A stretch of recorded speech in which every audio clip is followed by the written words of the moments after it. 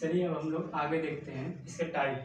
जैसा कि मैंने आप लोगों को टाइप बताया था कि strong acid, strong base, strong acid, weak base, weak acid, strong base, उसके बाद वीक एसिड और वीक बेस, चार होते हैं। पिछले टाइट्रेशन में हम लोगों को पढ़ा हुआ है एसिड बेस टाइट्रेशन, उसमें भी चार थे, सेम चार वही यहाँ पर भी आते हैं। कुछ फर्क नहीं होता है, सब सेम होता है। बस फर्क इतना है कि वहां पर जो स्ट्रॉन्ग एसिड और वीक बेस होते थे, जब रिएक्शन करते थे तो दोनों के फार्मूला को हम साथ में लिख देते थे। लेकिन यहाँ पर क्या है, मेजर डिफरेंस है। क्या डिफरेंस, यहाँ पे इन दोनों को अलग कर दिया गया है। ठीक, तो देखते आइए हम लोग देखते हैं कि कैसे इसको लिखा जाएगा। पहले हम लोग लिखेंगे क्या, strong acid and strong base. आपकी मर्जी, मन करे तो पहले स्ट्रॉन्ग एसिड वीक बेस लिख दीजिए या weak acid weak strong base लिख दीजिए, कुछ भी लिख सकते हैं, कोई दिक्कत नहीं है। तो हम यहाँ पे नॉर्मली अगर आप लोग एक क्रम के साथ चलेंगे कि पहले स्ट्रॉन्ग रखें, फिर वीक रखें, फिर स्ट्रॉन्ग रखें, फिर वीक रखें, तो इससे आपको ज्यादा कठिनाई नहीं होगी कि आपने आगे क्या रखा, टाइट्रेट में क्या है, ब्यूरेट में क्या है, उसके बाद एनालाइट सॉल्यूशन में क्या रखे हैं। इससे आपको कोई कंफ्यूजन नहीं रह जाएगी, आप सिंपली जान जाएंगे। इसीलिए हम लोग एक क्रम से चलते हैं। ठीक है, देखते हैं strong acid and strong base. तो हम लोग क्या करें, पहले एक दो रेखाएं खींचेंगे, एक इस तरफ एक इस तरफ। जो ऊपर वाली रेखा होगी उसको क्या लिखेंगे, कंडक्टोमीटर, क्योंकि हम लोगों ने उसमें क्या यूज किया था, कंडक्टोमीटर, कंडक्टिविटी टाइट्रेशन में। तो इसीलिए यहाँ पे क्या आएगा, कंडक्टोमीटर। और जब हम लोग एसिड बेस टाइट्रेशन पढ़ते थे तो यहाँ क्या आता था, ब्यूरेट, तो हम लोग यहाँ ब्यूरेट लिखते थे। ब्यूरेट में क्या आता था, एनालाइट सोल्यूशन, तो इसलिए यहाँ एनालाइट सोल्यूशन लिखा जाता है। लेकिन यहाँ पर क्या है, कंडक्टोमीटर है जो हमारा एंड पॉइंट डिटेक्ट करता है, इसलिए यहाँ कंडक्टोमीटर लिखा जाएगा। अब वैल्यूम में क्या था, एनालाइट सोल्यूशन था। अब यहाँ हमने लिखा क्या, स्ट्रॉन्ग एसिड। तो बताइए आप लोग, स्ट्रॉन्ग एसिड क्या होता है। जैसे मतलब जिसकी क्षमता अधिक होती है, मतलब जो अधिक धनायन, जो मतलब एक्वस मीडियम में पूरी तरीके से घुल जाता है, उसे हम लोग स्ट्रॉन्ग एसिड और स्ट्रॉन्ग बेस कहते हैं। तो हम लोग ज्यादातर हाइड्रोक्लोरिक एसिड यानी HCl नॉर्मली हम लोग सुनते रहते हैं, इसीलिए हम लोग यहाँ पे HCl लिखेंगे। तो यहाँ लिख देंगे क्वेश्चन में HCl। और एग्जाम्पल में हम लोग क्या लिखेंगे, और be strong base sodium hydroxide. अब लिख देना यहाँ पे एग्जाम्पल में HCl विद सोडियम हाइड्रोक्साइड, दोनों लिख दिया। अब दोनों का जब रिएक्शन कराएंगे तो आप सबसे पहले लास्ट में H2 लिख दीजिए, जल 100% बनेगा।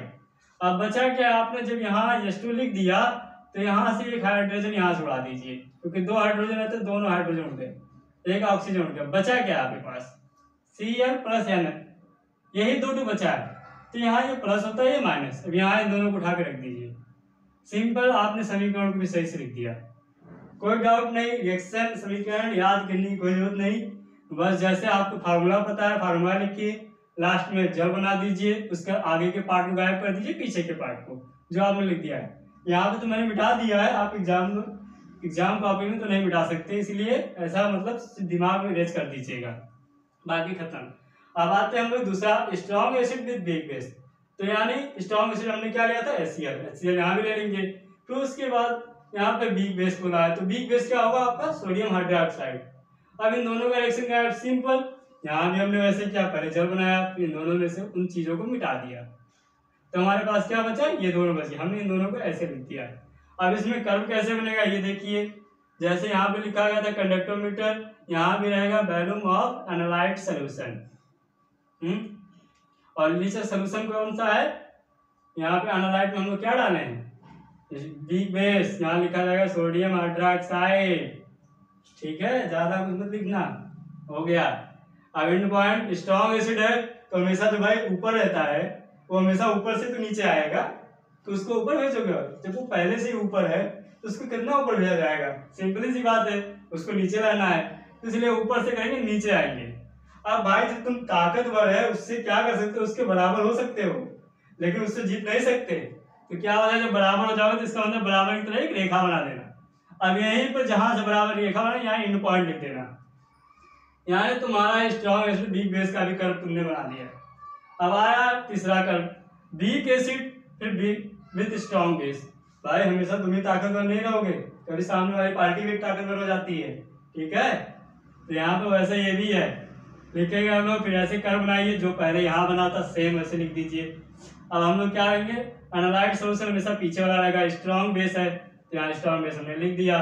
ठीक, अब यहाँ हमेशा ऊपर से नीचे आते थे, लेकिन अब यहाँ से क्या होगा, नीचे से ऊपर जाएंगे। फिर एक समय आएगा एकदम बहुत तेजी से ऊपर जाएगी रेखा, और जहां से एकदम तेजी से ऊपर रेखा पहुंचेगी वहीं लिख देंगे एंड पॉइंट, खत्म। अब एक चीज और बच गया, सर आपने 4 बोला था, यहाँ तो 3 ही समझा रहे हैं, चौथा कहाँ गया? तो चौथा भी आ रहा है, थोड़ा इंतजार कीजिए। यहाँ क्या लिखा? Weak acid. आप लोग देखिए हमने क्या क्या बना दिया, स्ट्रॉन्ग बेस भी हो गया है, वीक बेस भी हो गया, ठीक। यहाँ हमने क्या सिर्फ स्ट्रॉन्ग बेस हुआ है, अभी वीक बेस बचा है, तो यहाँ पे हम लोग लिख देंगे वीक बेस, ठीक। तो हमने यहाँ लिखा क्या? Weak base. आ जाइए अब एग्जाम्पल में हम लोग क्या लिखेंगे वीक बेस का।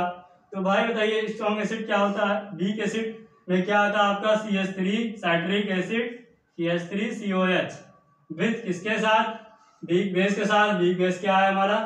अमोनियम हाइड्रोक्साइड, यहाँ लिख देंगे अमोनियम हाइड्रोक्साइड, ठीक। अब रिएक्शन करना मैंने क्या बताया था, पहले दोनों को ऐसे लिख लेना, ठीक। CH3COH लिख लिया गया, कोई दिक्कत नहीं। यहाँ लिखेंगे अमोनियम हाइड्रोक्साइड NH4H लिख दिए, फिर एक तीर लगाना। मैंने क्या कहा था लास्ट में बचेगा क्या? जल। तो पहले तुमने H2 बनाया, हर जगह से तुमने हाइड्रोजन को उड़ा दिया, यहाँ से आपने एक हाइड्रोजन उड़ाया, ठीक, और यहाँ से भी एक हाइड्रोजन उड़ गया, तो बचा क्या आपके पास? CH3 plus CH3CO plus NH4, यहाँ से लिख दो NH4 प्लस CH3, हो गया भैया, खत्म। यानी आपने क्या क्या पढ़ लिया? चारों एनालिसिस। कोई कठिन लगा नहीं ना? कर्व बनाना है, बचा कर्व भी हमारा, सर आपने कर्व तो बनाया ही नहीं। चलिए आते बनाते हैं। अब यहाँ पर क्या होता है, ऊपर से नीचे आ रहा था, तो भाई ये पहले से वीक है, कितना ऊपर तुम लेके जाएंगे भाई? नहीं, चलो तुमको नीचे से ऊपर ले जाएंगे, फिर ये क्या होगा, यहाँ बराबर हो जाएगा। तो ऐसा सीधा कर्व बन गया। यानी हमने क्या किया, पूरा चारों कर्व एकदम सिंपल लैंग्वेज में, सहज ना इसमें आपको रिएक्शन में कोई दिक्कत रहेगा कि सर रिएक्शन कैसे करेंगे, वैसा भी मैंने समस्या एकदम सॉल्व कर दी। पीछे को उठाओ, आगे को मिटा दो, बस हो गया। तुम जो बचा उसको यहाँ से रख देना, खत्म। अब अगला हम लोग क्या पढ़ेंगे, इसका एप्लीकेशन। हमेशा आता है, अगर देगा तो एप्लीकेशन भी देगा। तो अब आइए हम लोग एप्लीकेशन के ऊपर डिस्कशन करते हैं।